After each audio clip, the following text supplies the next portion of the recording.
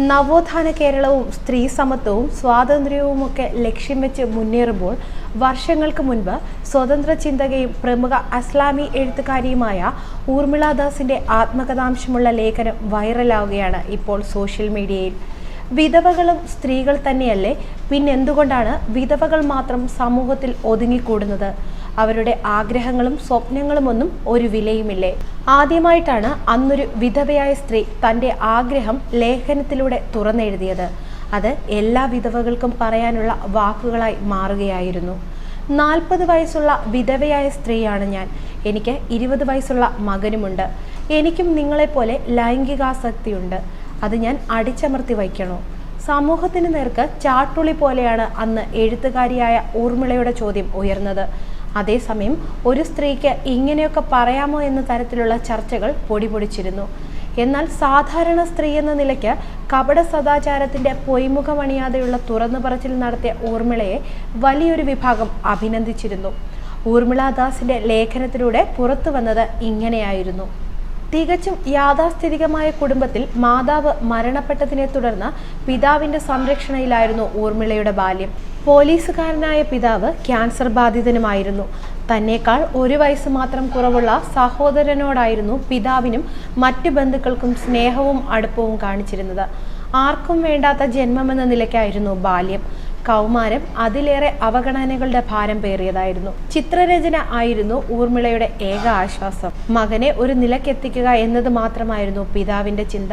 അതോടെ മകളെന്ന ചിന്ത പോലും ആ പിതാവ് മറന്നു. ഇതിനിടയിൽ പൂർണ്ണ സമയവും മദ്യത്തിനടിമയായ ഒരാളെ ഭർത്താവായി കണ്ടെത്തി നൽകിയതോടെ ചെറുപ്രായത്തിൽ തന്നെ ഊർമിളയുടെ ജീവിതം കൂടുതൽ ദുരിതപൂർണവുമായി.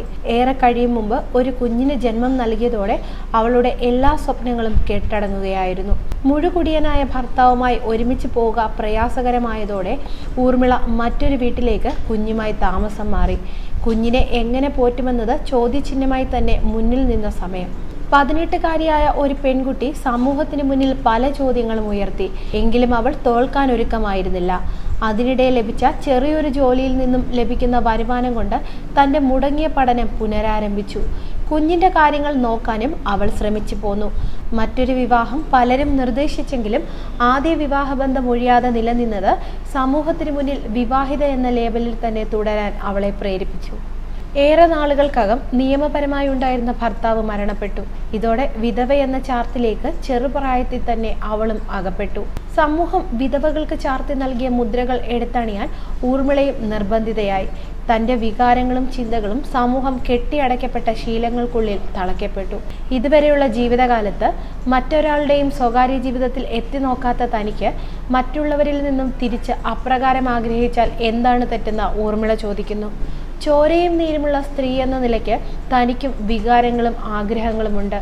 അത് തടഞ്ഞു വയ്ക്കാൻ സമൂഹത്തിന് എന്താണ് അധികാരം? ഒരു മാതാവെന്ന നിലയ്ക്കുള്ള എല്ലാ കടമകളും താൻ ഭംഗിയായി നിർവഹിക്കുന്നുണ്ട്. ഭാരത സമൂഹത്തിൽ വിധവകൾക്ക് പുനർവിവാഹം എന്നത് എളുപ്പമുള്ള കാര്യവുമല്ല. ഇത്തരം സാഹചര്യങ്ങളിൽ മിക്കവരും ഇത്തരക്കാരായ സ്ത്രീകളോട് സെക്സ് പരമായി സംസാരിക്കാൻ താല്പര്യം കാട്ടാറുമില്ല. അവർക്ക് അവരുടേതായ വികാരങ്ങൾ പ്രകടിപ്പിക്കുന്നതിനെ സമൂഹം വെറുക്കുന്നതെന്തിനാണ്? ഞാൻ എൻ്റെ സെക്സ് പരമായ ചിന്തകൾ തുറന്നു പറഞ്ഞപ്പോൾ തന്നെ സമൂഹം അതിനെ എത്ര യാഥാസ്ഥിതികമായാണ് കണ്ടതെന്ന് എനിക്കറിയാം. അപ്പോൾ മറ്റു വിധവകളുടെയും വിവാഹമോചിതരുടെയും അനുഭവം എങ്ങനെയായിരിക്കും? സമൂഹം ചിന്താഗതി മാറ്റേണ്ട സമയം അതിക്രമിച്ചിരിക്കുന്നു. വിധവകളും മനുഷ്യരാണ്. അവർക്കും ജീവിക്കണം മറ്റു മനുഷ്യരെ പോലെ, ഊർമിള പറഞ്ഞു തീർത്തു. വിധവകളെങ്കിലും അവരും സ്ത്രീകളാണ്. എല്ലാ ആഗ്രഹങ്ങളും വികാരങ്ങളും അവർക്കുമുണ്ട്. ഇനിയെങ്കിലും സമൂഹം അത് അംഗീകരിക്കണം.